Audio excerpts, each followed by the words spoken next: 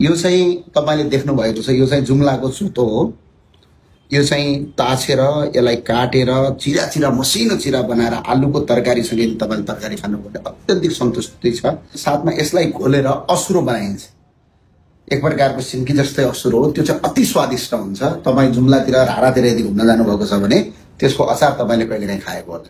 र तरकारीमा अलिकति यति मात्र लगेर तरकारीमा हाल्दिने बित्तिकै तरकारीको स्वाद डिफ्रेन्ट हुन्छ।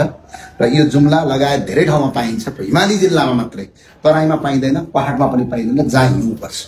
र यो काठमाडौँमा आइसकेको छ। कहाँ पाउँछ यसलाई? यो चक्रपथमा, श्री कृष्ण जुम्ले अर्गानिक पसल चक्रपथ। चक्रपथको ठ्याक्कै नारायण गोपाल चोकको सामुन्नेमा।